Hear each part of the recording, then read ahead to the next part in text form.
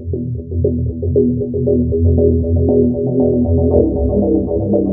sudah disampaikan juga, alhamdulillah kita lihat banyak pembangunan infrastruktur besar di zaman pemerintahan sekarang ini. Kita ambil contoh pembangunan jalan, tadi juga disampaikan pembangunan jalan. Media, ada tim jurnalis dari media Kata Data, ini mengumpulkan datanya. Izinkan saya kutip di sini. Pemerintahan kali ini berhasil membangun jalan tol terpanjang dibandingkan periode-periode sebelumnya. 63% dari seluruh jalan tol berbayar yang ada di Indonesia itu dibangun di era pemerintahan sekarang. Sepanjang 1.569 km dari total 2.499 km. Itu adalah jalan berbayar.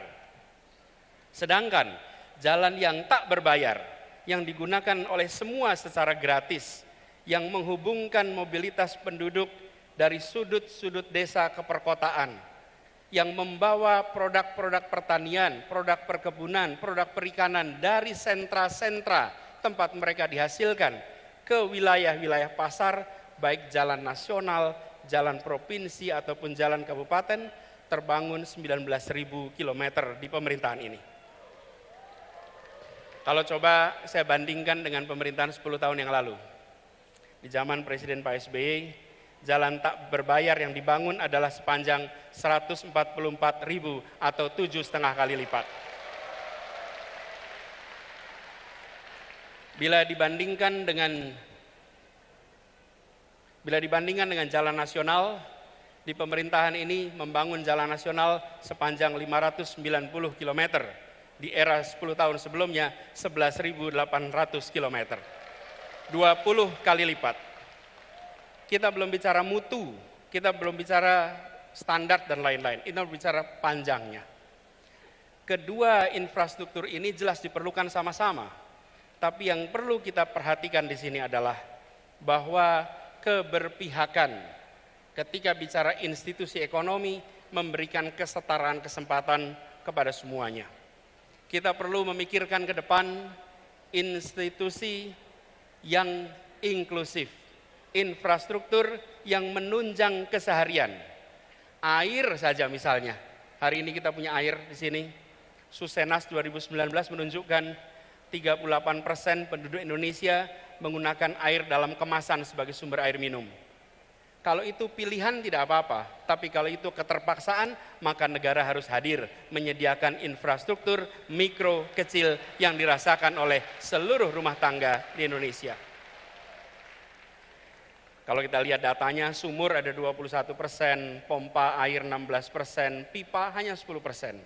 Ke depan kita perlu membangun institusi ekonomi inklusif yang memang belum tentu megah untuk difoto, belum tentu menarik seperti jalan berbayar atau airport bandara yang megah, tapi air yang mengalir di tiap rumah tangga, infrastruktur mikro di tiap rumah tangga, itu akan memberikan rasa kebahagiaan bagi seluruh rakyat Indonesia. Kritik Anies, tanggapannya bagaimana Pak? Ya, kalau itu saya tidak ingin menanggapi itu dari sisi politik ya. Saya bukan bela Pak Jokowi, karena saya dari partainya Pak Jokowi ya, bukan. Tapi tolak ukurnya jelas, saya 5 tahun masa pemerintahan SBY saya sudah pimpinan Komisi 5. 10 tahun pemerintahan Pak Jokowi saya pimpinan Komisi 5. Jadi saya tahu di 2 masa pemerintahan ini. Semua ada plus minusnya. Kalau kita bicara jalan tol itulah yang mengurai kemacetan hari ini. Buahnya, setiap tahun menurun nih, angka kecelakaan menurun, korban menurun. Baik meninggal, luka berat, luka ringan menurun. Ini kan bukti nih, kita bicara data dong. Ya, bahwa kemudian ada jalan arteri, soal jalan arteri. Rupanya tadi saya sudah tanya juga sama Dirjen Bina Marga, rupanya ada beberapa perubahan status jalan ya, tapi nanti biarlah adik-adik tanya dengan Dirjen Bina Marga soal kenapa zamannya Pak Jokowi ini sedikit membangun jalan yang tidak berbayar. Kan itu, lebih banyak membangun jalan yang berbayar. Nah, jalan yang berbayar kenapa kita bangun lebih banyak? Karena memang untuk tol ini kan perlu investasi besar. Kalau kita hanya mengandalkan APBN kuat enggak? Kan itu masalah. Nah, ada yang mau investasi kita kasih ruang dan jalannya ada. dimanfaatkan. Buktinya apa? Jalan tol juga padat setiap kali mudik. Balik lebaran padat, ya, padat. Kemudian angka kecelakaan menurun. Yang kita kejar di sini kepentingan masyarakat, bagaimana masyarakat bisa selamat berangkat dan juga selamat pulang karena fasilitas berlalu lintasnya sudah baik, terutama jalan. Jadi konsen kita di situ aja sebetulnya.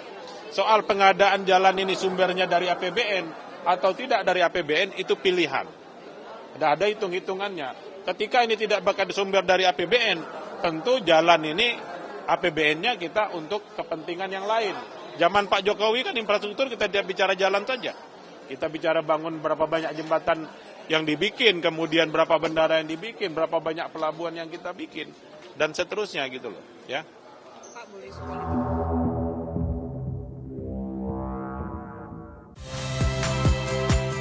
Saya Niluh Puspa. Saksikan program-program Kompas TV melalui siaran digital, pay TV, dan media streaming lainnya.